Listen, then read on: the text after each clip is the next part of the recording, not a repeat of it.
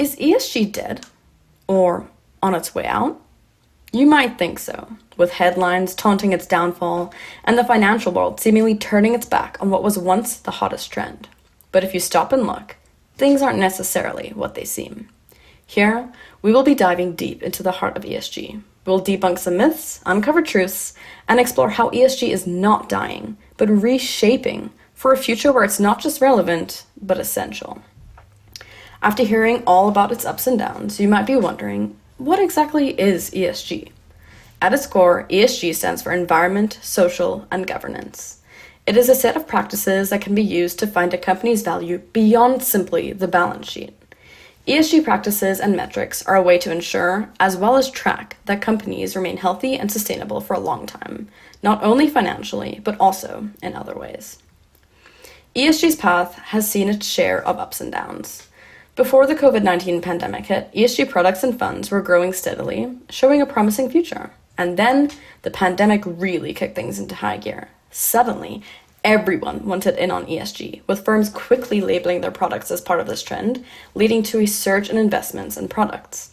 However, now, there's quite a bit of disagreement over ESG, and we're seeing some products being relabeled to truly avoid the ESG tag, leading to a decrease in ESG products. While it's easy to think that ESG is declining, as that is what people tend to focus on, it's also important to point out that the overall market was seeing flat flows across the board in those years after the COVID-19 pandemic. When you first hear about ESG, intuitively this idea just seems good and positive, which is why many people jumped on it so quickly. But then, in just a few years, ESG has journeyed from the pinnacle of finance to becoming an extremely polarizing topic, with some business leaders now completely avoiding it. Political battles in some places, such as the United States, have intensified against ESG, challenging its basis. Some people and groups go so far as to be anti-ESG. In fact, at least 165 anti-ESG bills were introduced in the US in 2023, with politicians claiming that ESG criteria impact financial returns negatively. For example, New Hampshire GOP legislators introduced a bill that would make it a felony to knowingly invest any state or taxpayer funds if using ESG criteria. However, the evidence behind ESG criteria negatively impacting returns is very mixed. A now politically charged word, the term ESG is often being avoided in statements coming from organizations, with one study finding that public statements related to ESG made by large financial sector companies have declined by 20% in 2023 alone. There's even a new term called green hushing, when companies deliberately keep quiet on or avoid ESG topics for fear of negative consequences. Furthermore, companies, including very reputable ones and ones that have a focus on ESG-related issues, have blatantly said that they will no longer be using the ESG label. Okay, so this is looking pretty bad, but does this really signify doom for ESG? Contrary to the swirling doubts, the essence of ESG remains robust. During its heyday, ESG portfolios demonstrated remarkable resilience and profitability. And even as the political climate has grown more controversial, a significant portion of investors and advisors continue to embrace ESG principles. This core resilience comes from a clear trend. People increasingly want sustainability and ethical practices as a top priority. It's a solid indication that the principles behind ESG really matter to people. One study done in Australia found that more than 60% of people are basing purchases on sustainability and ethics criteria, and this is growing yearly. Furthermore, people are actually willing to pay more for products that are sourced and made ethically and sustainably. So really, the narrative is not about ESG's demise, but rather its evolution. Currently, there are two major concerns regarding ESG: the need for a new name and a more precise definition. As previously mentioned, the ESG label now has negative connotations and is actively attacked. Thus, the need for a new label is recommended by many who still want to take part in ESG initiatives without receiving backlash. Secondly, ESG, or whatever it's going to be called in the future, needs to be better defined. Many critics attack the fact that in business, you can't talk about things based on feelings, like wanting to make the world a better place, but rather, you need to measure projects and practices with specific details and metrics.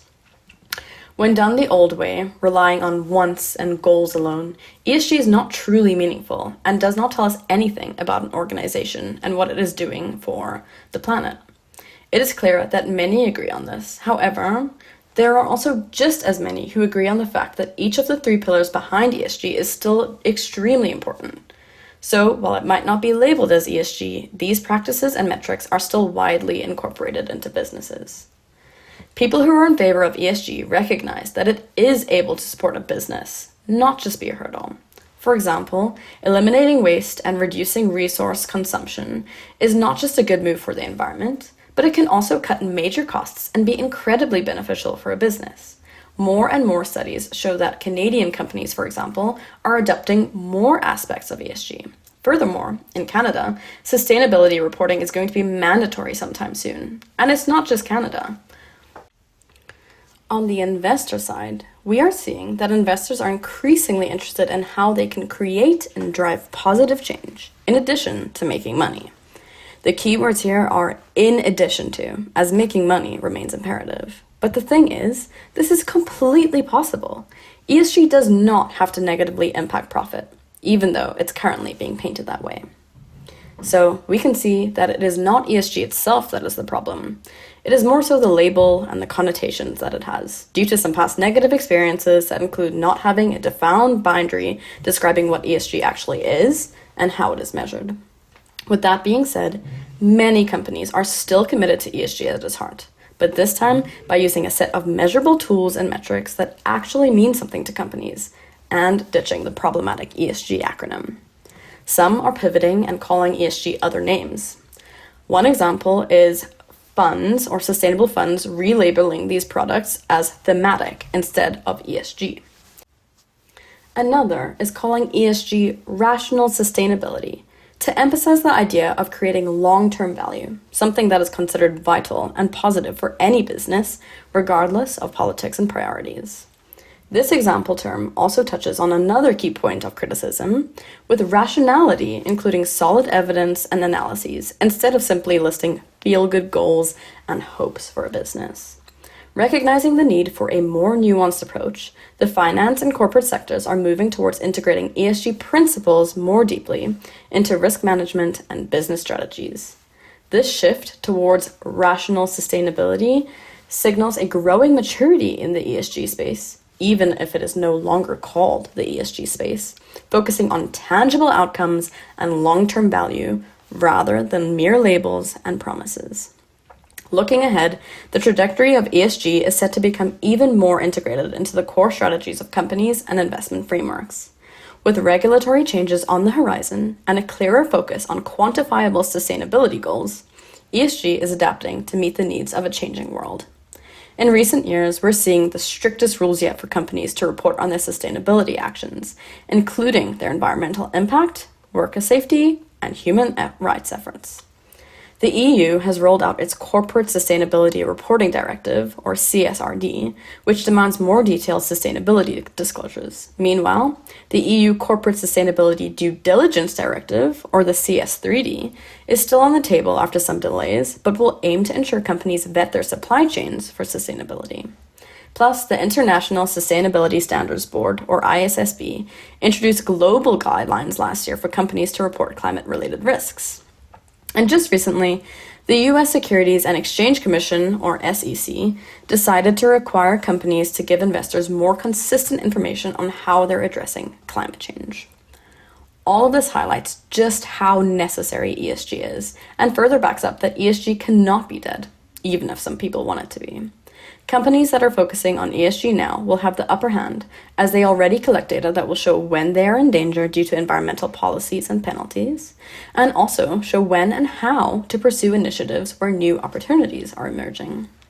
The drive towards transparency, the societal shift that sees daily consumers becoming more educated in their purchases and valuing sustainability and ethics, and technological advancements are all paving the way for a new era of ESG that is necessary and promises to be more impactful and aligned with both business and societal goals. Contrary to what you may believe, ESG does not have to throw a wrench in the works. In fact, it can really enhance a company's core mission, which is a fact that is often clouded by the political debates surrounding it. Leaders might feel pressured into adopting or maybe even avoiding ESG without seeing its true value.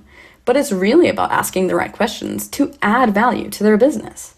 ESG offers investors and businesses a lens to look beyond the usual checks and balance sheets and to spot potential risks and opportunities that might not have been considered before. This approach not only helps in reducing risks, but also in uncovering new chances for growth. Is a big comeback on the cards for ESG? Absolutely. It's gearing up for a resurgence, but this time around, it'll wear a new label and boast a sharper focus.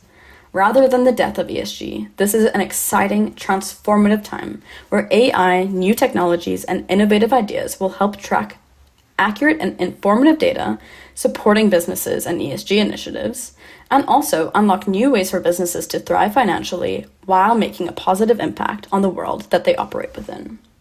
In conclusion, ESG is not a fad or a passing trend, but a vital tool in our journey towards a sustainable future. ESG is not going out as quickly as it came in. With the right adjustments and a commitment to integrity, ESG can continue to guide businesses, investors, and societies to not just imagine a greener, more equitable world, but to actively build it. It's a testament to resilience, adaptation, and the undeniable truth that sustainability and ethical governance are not just good for the world, they're good for business too. ESG is not dead. It's just getting started.